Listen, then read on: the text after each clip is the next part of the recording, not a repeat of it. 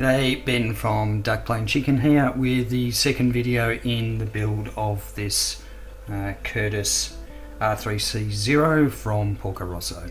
So off camera I've given all the pieces a gloss coat, and so it's not a particularly clean gloss coat, but it's functional enough for panel line wash. So I'm going to start with the fuselage, which probably has the most sort of bits on it that need some sort of detailing in the panels. So it's got quite a bit of rivet detail, a few panel lines here and there, and also for the rudders. Now, given that the aeroplane is a very dark blue, I will be using the panel line accent colour black from Tamiya. If you've watched any of my previous videos, you'll know how I go about doing this. Basically, try and get this in shot, tap it to the panel line, and try and get that capillary action to work.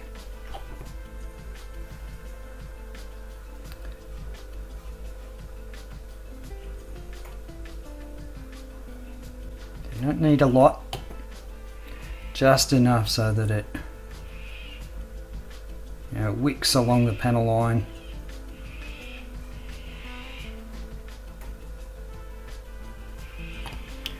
So you can see it there. And what I'll do is I'll do all the panel lines for all the pieces, and then I will leave it probably 12-24 hours before I do a cleanup. And that just gives the enamel some time to actually dry and set on the surface. So I'm going to go ahead and do the rest of the pieces, and when I come back, it'll all be about the cleanup. Done all the panel lining on all the pieces, and now it's time to clean it off. So for that, I just use cotton buds, and I use this stuff, shellite, which is one of the active ingredients in Zippo fluid, but a lot cheaper. So I usually just put it in a small bottle, and I will dip the cotton bud in and just wipe off the excess, and then I'll simply go, you can see this mess I've made here, so I'll just go across, and I'm working across the panel line because I don't want the wash to come out of that panel line. I just want to get rivet on the surface. And so this stuff has had a good 12 hours to dry. I tend to find that works best for me. I know some people will let it dry for a couple of hours, and that's they can then clean that up, but I tend to find I like it if it's been sitting there for quite some time. It makes it a little more work to take it off, but it tends to stay in the actual panel lines better. Okay, and then what you end up with is a really nice sort of sharp panel line. Now I apologise, I'm probably not going to show the rest of it just because it is really difficult to see the panel line wash on the dark blue, so I might sort of do the rest of it off camera. But once I've done that, I can then look at the decals. Okay, time for the decals, and before I apply those, I want to sort of show off the fuselage a bit because I've cleaned up all the panel lines. It is a bit hard to see. You can see I've also stuck on the exhaust on the side of the engine there. That bit of blue tack you see, that's just holding the wire in place so it's not bouncing around all over the place. I do have to touch up the rim around the cockpit, so I'll be painting that in the brown that I'm using before I actually matte coat it. You can also see there's a little bit of putty there. I had to fix up a bit of a seam, but basically all the panel lining's been cleaned up, ready to go. So now it's time for decals. Now if you're painting all the yellow components of the kit, then you're really not going to use that many of the decals. In fact, here you can see I've sort of cut out all the decals that I'm going to use, and there's not that many of them. So all these yellow pieces here, they are primarily for the floats. There's also a couple of for the wings, and then this white stripe. So because I painted all that, I don't need to use those decals. However, I will hang on to them because you never know when you might need, you know, a bit of yellow or something that you want to put on just as a water slide decal.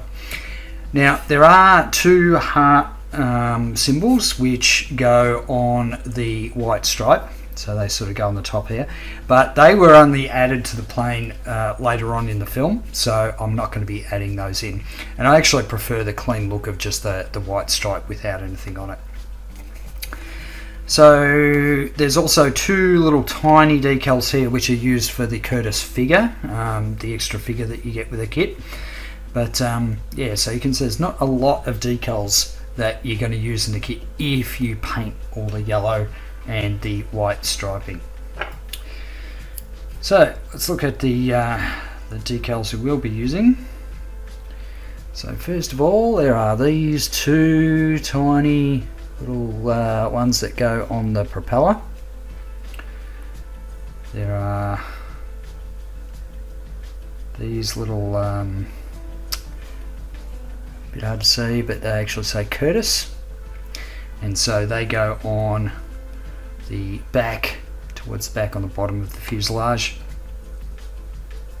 And then finally we have the rattlesnakes, so these go on the tail.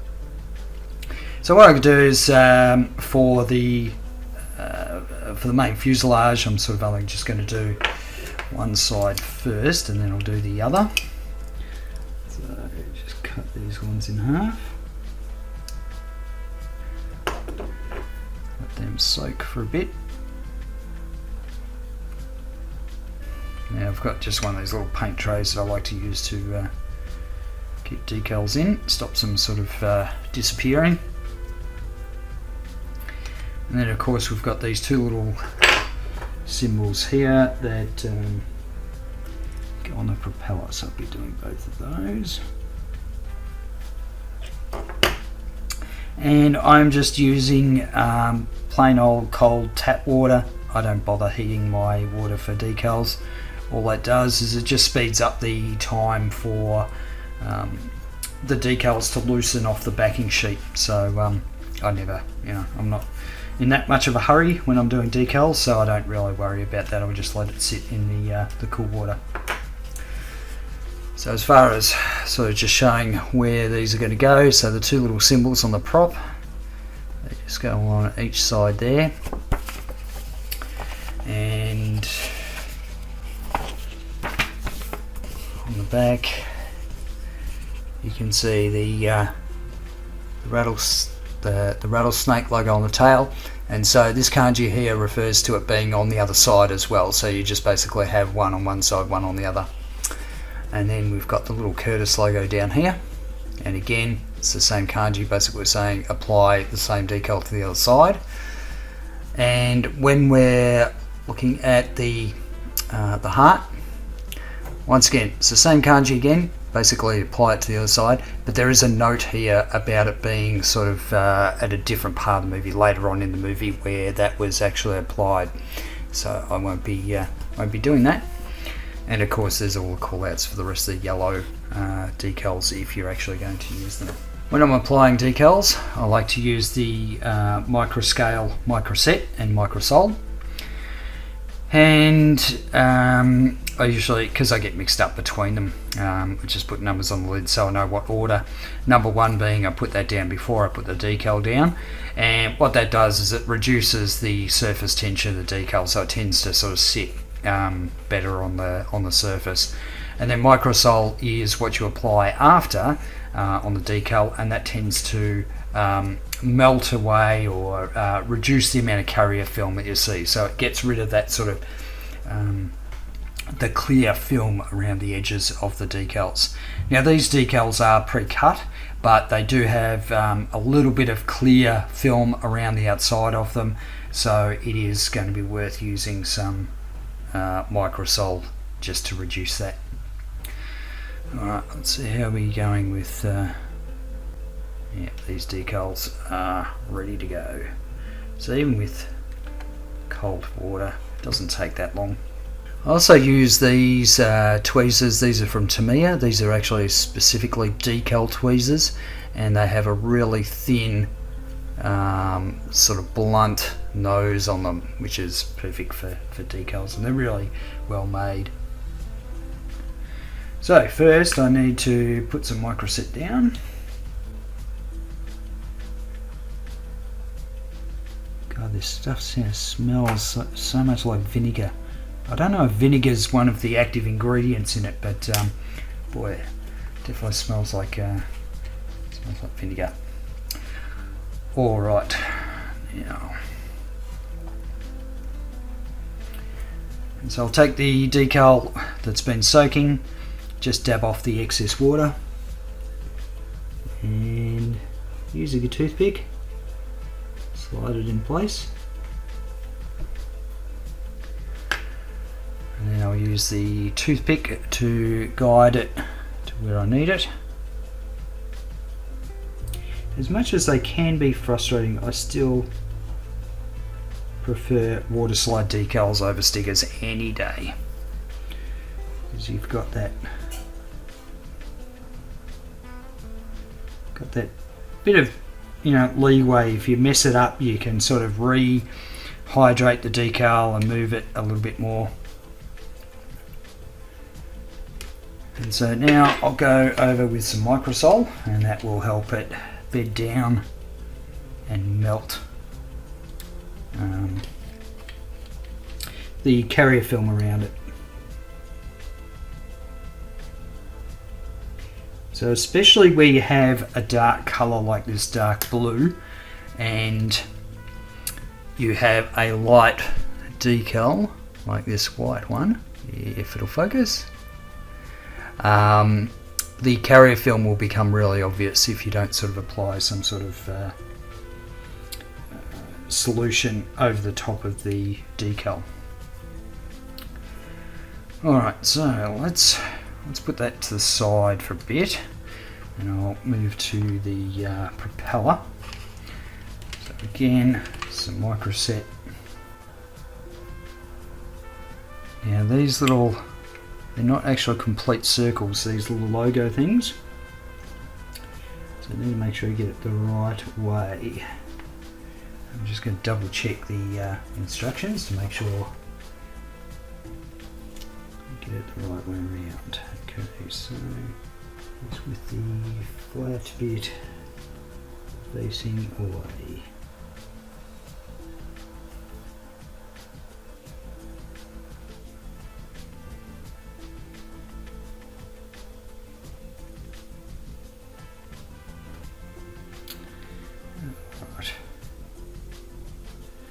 Now the trick is going to be getting the other one on the same side proportionally the same distance. It's about 6, so I reckon that's good if I can squeegee the water out of that.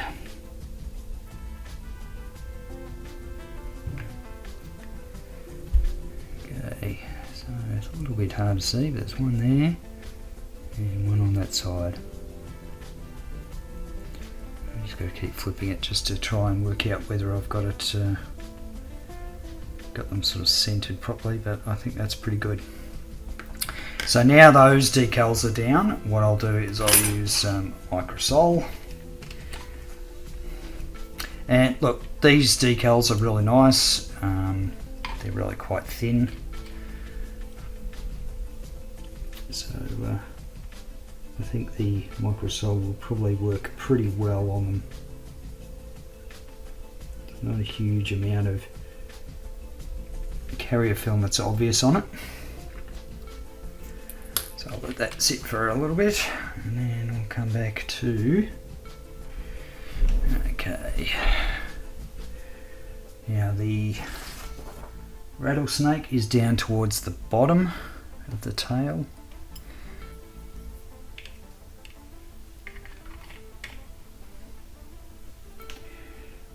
A little bit of microset.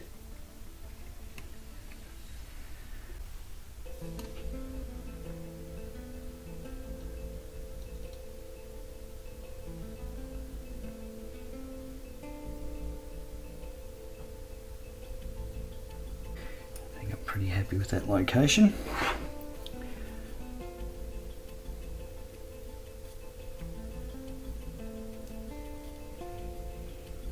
Yeah, these decals are beautiful and thin. You can hardly see the carrier film on that, or even in the light, because that whole inside area of that snake is all carrier film. So it's great. Thank you, FineMolds, for providing high quality decals. It's always appreciated. So some microsol. And so I'll go away and do the other two decals on the other side once these have dried up a little bit. But that is essentially the process of decaling, or at least the way I do it. And as I said, for this kit, not a huge amount of decals, just the way that I've sort of painted it. Now that everything's had a matte coat and is looking really good with the decals, the kind of carrier film just completely disappeared there, which is really nice. So it's time for assembly. Now I've already made a bit of a start off camera, and that's just because it was a bit fiddly, and that was to attach the post. So this is the bottom wing, and there's a hole through it, and you can see the top of that tube there, that metal tube it goes through, and I've just used some 2-part epoxy. So that's just I'm letting that set for a good hour or so before I sort of start attaching that to the fuselage. So while I'm waiting for that to dry, I'm going to get these floats attached to the struts. So you can sort of see they put it together in the instructions as a sub-assembly before they attach it to the rest of the plane. So it sounds like a good idea to me.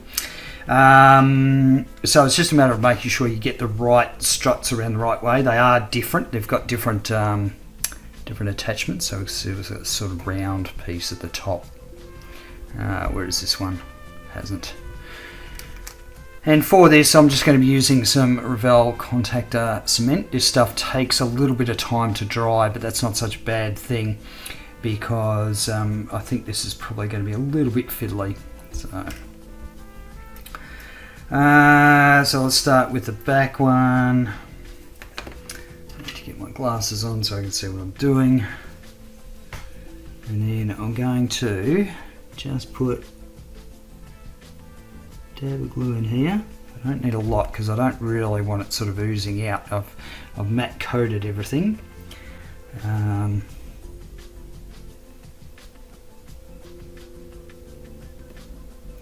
want that to just sit in there for a bit. Then I can put some glue in the back of the other one.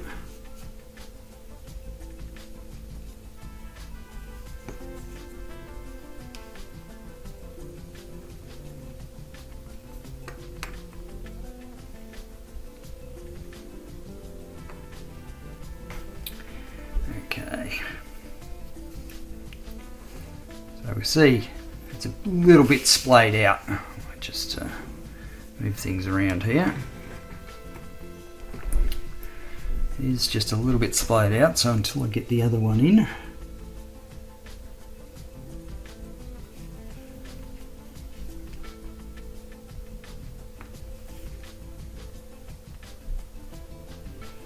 Alright, so that all seems to be setting up nicely.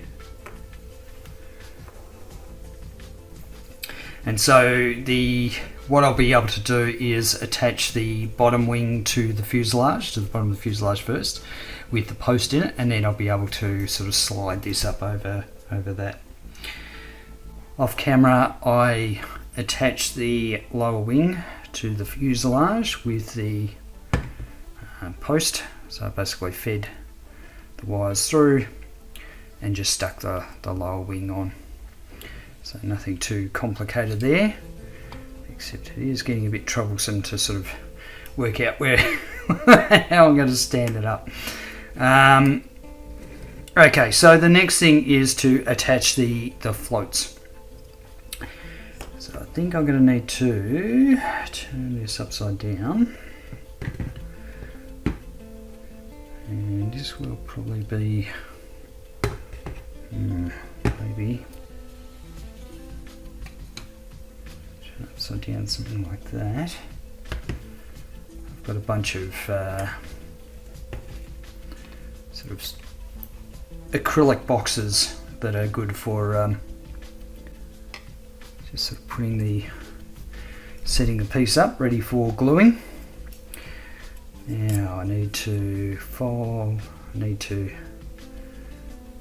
feed the wires through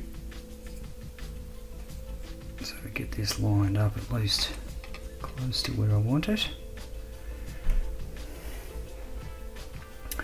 Okay, so that's the way that'll be going. And now it's just get a bit of glue in there without making too much of a mess.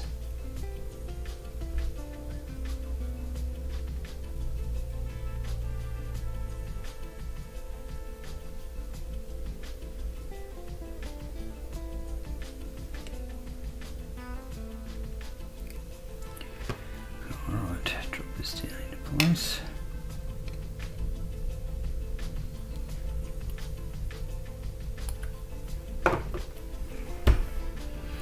I actually think it's going to be this back one that's going to be a little bit problematic.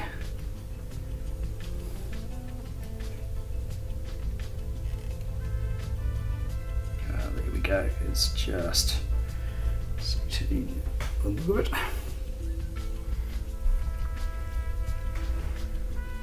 Okay, so it's starting to come together, but I kind of figure if I do all the bottom of the plane first, yeah, then I can worry about the top half. I can actually sort of mount it temporarily to the base that I've got. Okay, so with the floats now attached to the struts and the struts attached to the fuselage, the bottom wing in place, I've temporarily mounted it to the base. It's not sort of stuck down or anything, but it's just making it a bit easier to sort of handle. So that's all gone relatively smoothly. There's a little bit of glue sort of showing where the bottom wing attaches to the bottom of the fuselage, but it's in shadow most of the time, so I don't know how much of an issue that's actually going to be for me. The next step is to attach the guns. So these are tiny, and I want to attach those before I attach the top wing. Obviously the top wing's going to be, going to prevent me from attaching these with ease. So let's get a little bit of glue on them.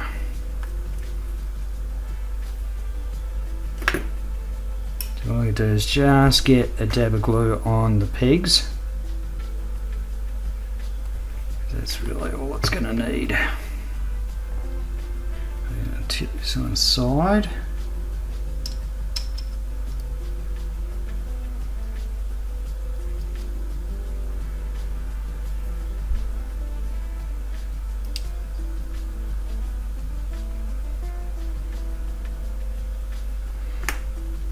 And that's now in.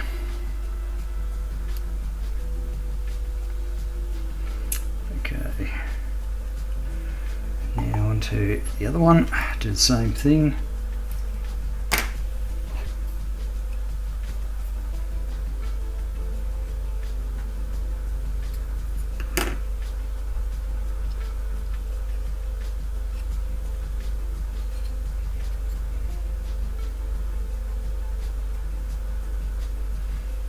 Okay, so there we go. We've got the guns in place. It's sort of coming together now. Now I have these struts. They have to come off the sprue, obviously. I'm going to put a little bit of glue in there, not too much.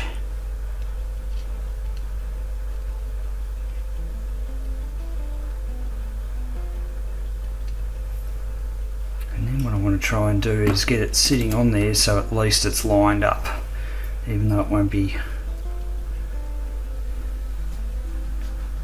glued.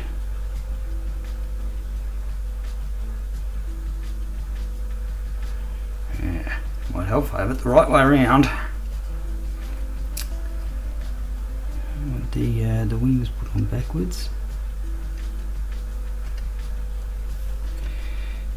Ooh.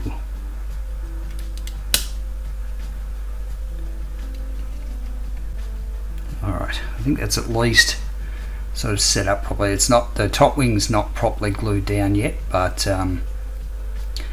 that should at least set the struts up so that they're in the right position as they set. It's starting to come together. It's starting to actually look like a plane now, as opposed to a bunch of parts from a plane. So that's good. Alright, so I'll leave that to dry. I've also noticed just at the front of the cockpit there, I need to touch up that bit and make it brown. So just in here.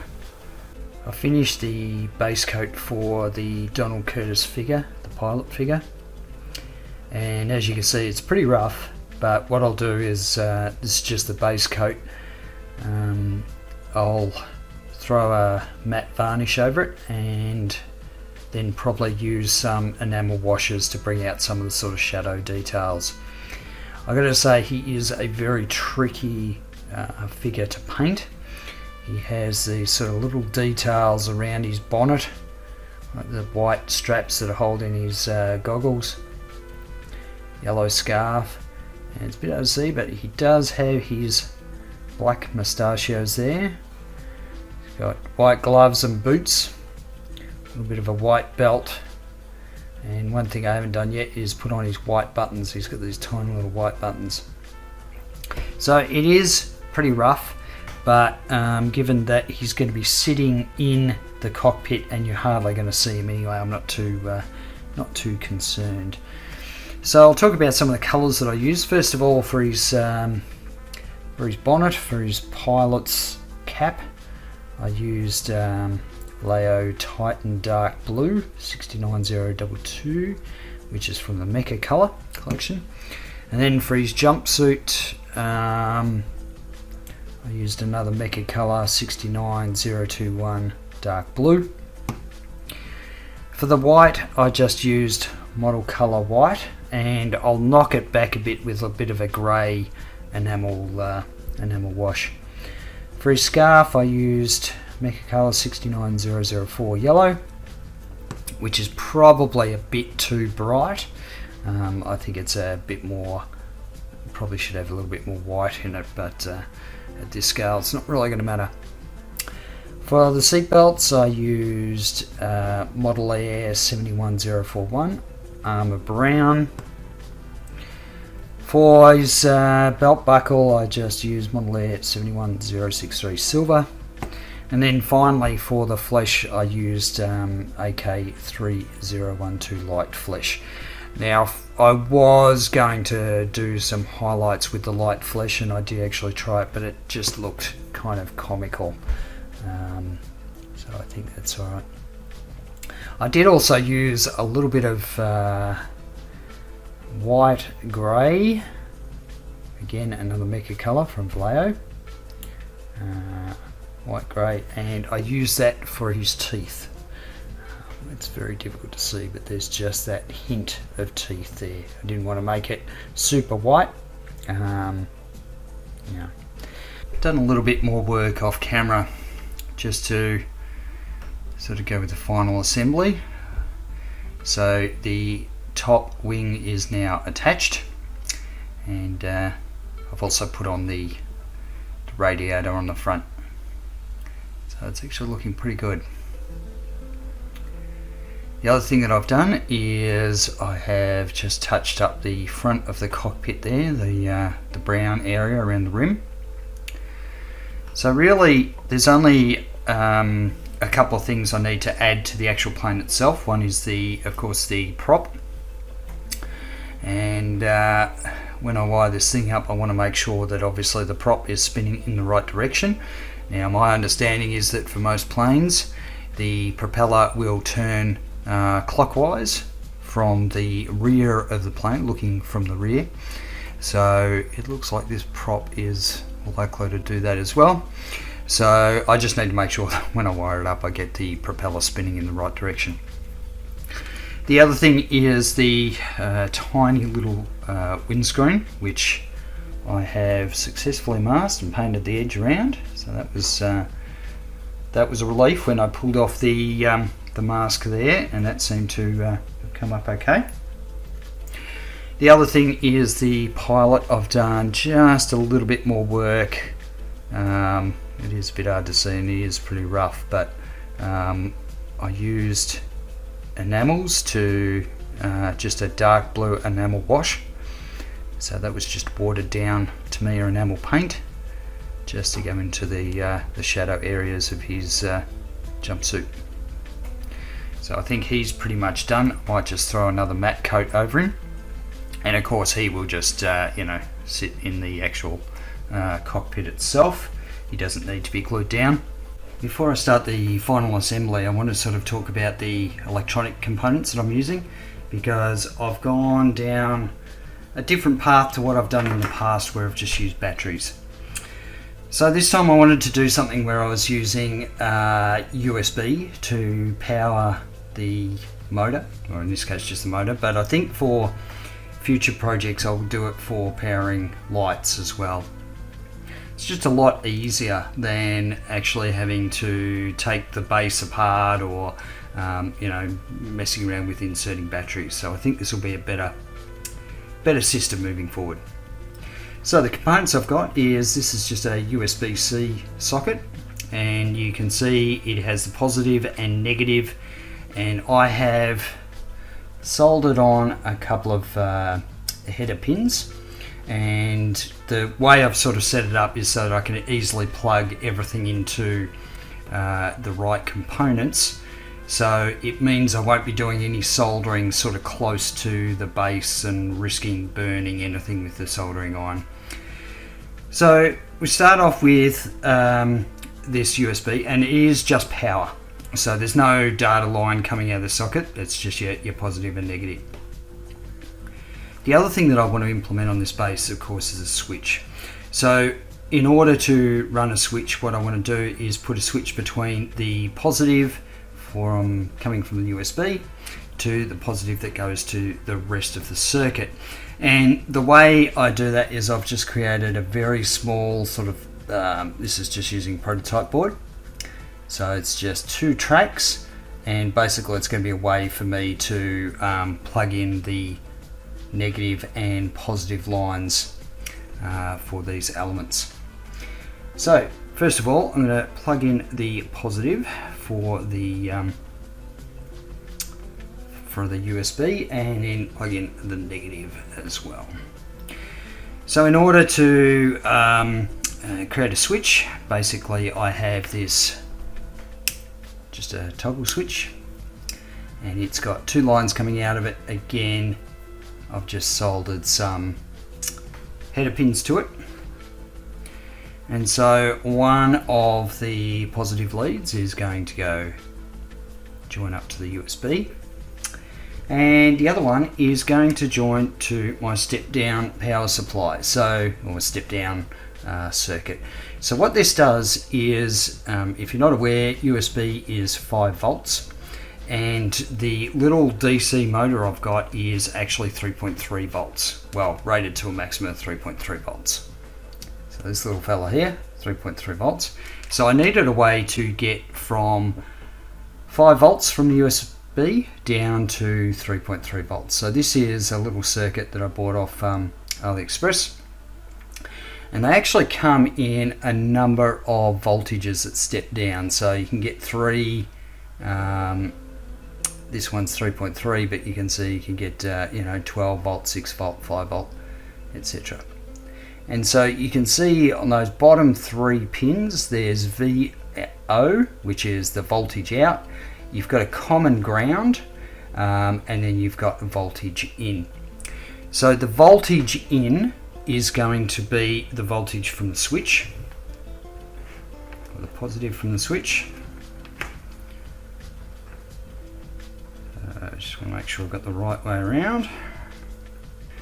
Okay, so from there, if we keep following the positive, of course we have a voltage out. And so I've just got this little line here that I'm going to plug in here. And so coming out of this circuit is 3.3 volts. So I'll step down from 5 down to 3.3. And then the next thing I've got is a DC motor control circuit, or speed control circuit.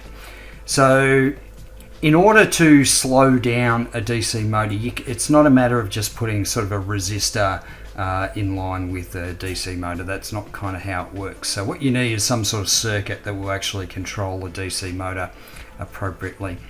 And so this has got 4 pins on it, and if I flip it upside down, you can see that it needs the power, the positive and the negative, and then of course there's 2 pins for the motor. Now this socket here is for a potentiometer.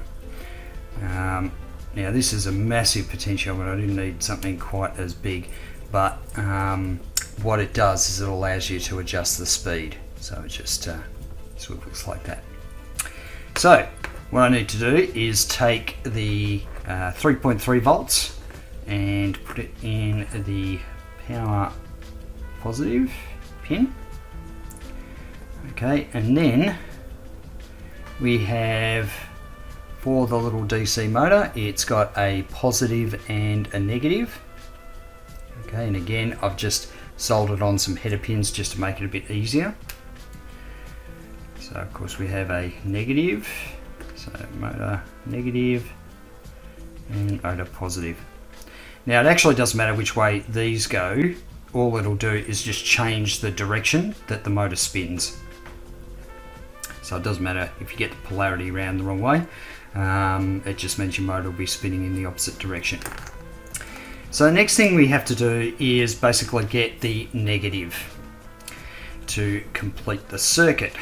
So in order to do that, we go back to our USB junction here.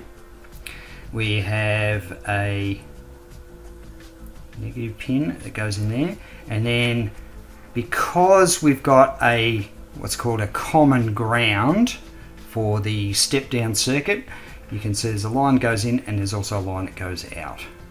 So I'll plug this one in. We'll just check that I've got that right. Yep. And this is all getting a bit a bit musical chairs, but anyway, that's alright. And then of course the other negative goes into the negative power socket for the motor controller.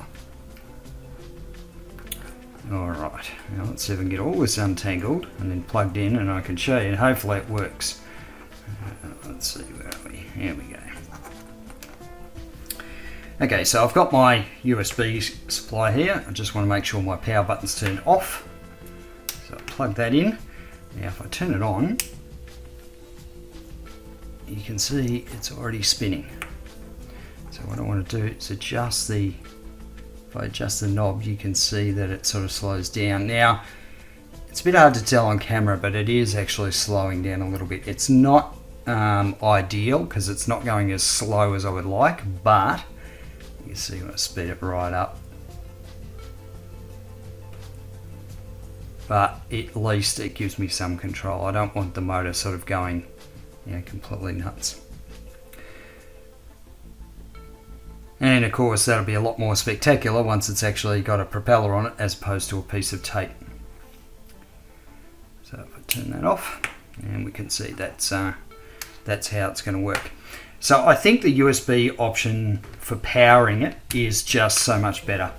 Now there's a lot of circuitry sort of going on here, a lot of bits and pieces, but I think for future projects where I predominantly just use lighting, it'll basically be the USB power, a switch, and maybe a couple of resistors, you know, on the LEDs. So This is sort of a bit of a proof of concept for me to make sure that it kind of works. The next step is for me to prepare the base for all these components to go in. So it'll be a matter of, I can show you what I've done.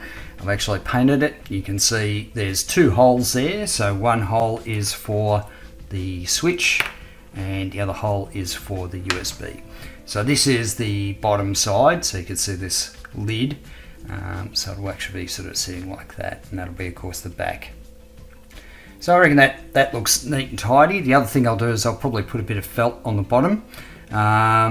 So I've got to kind of fit all of this inside here, and it'll fit okay. It's just a matter of whether it's going to be sort of tidy enough.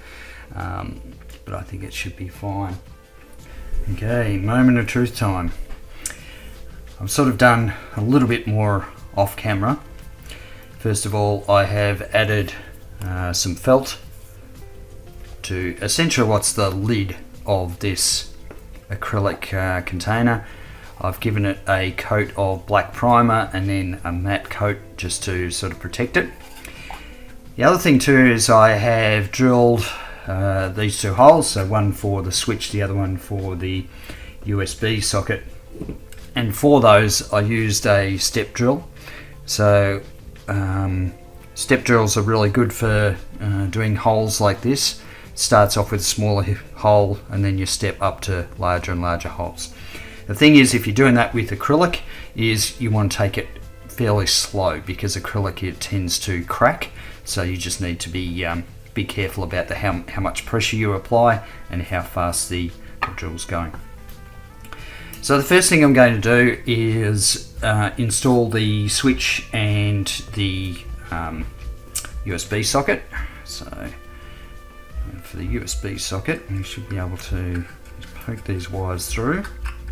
Now I'm going to try and do as much as I can of this before hooking up the model itself. So that way I don't have to worry about the model getting knocked around. USB port is now installed after a bit of messing around. And I apologise for the cockies you can hear in the background. Sounds like a whole flock of them have just come in.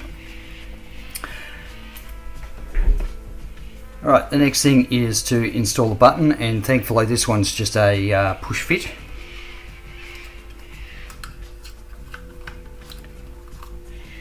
There we go, looks nice and neat.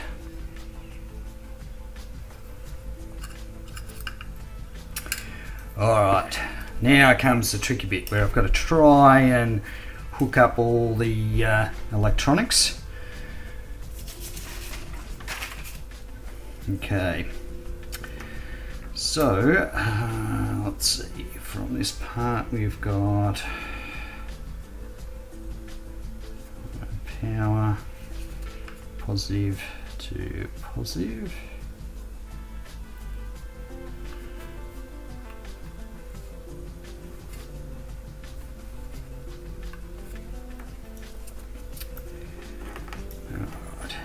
This goes in here.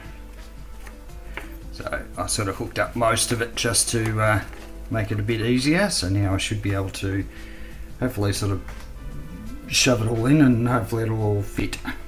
Alright. I think if I feed the wires through for the plane. Alright, so that's the kind of angle I'm going for. Of course I just want the switch and everything at the back. I need to get the power.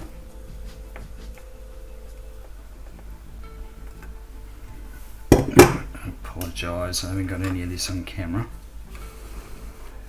Okay. So what we have here at the moment is everything's plugged in. Now I just need to kind of squeeze it into the case, hopefully without causing too much damage. Alright, I think that's going to be better. Alright, plug in the USB again. hear that sound? It is the buzz of the motor working. So, last kind of hurrah is to get the prop on. That's not too bad. Not too bad at all.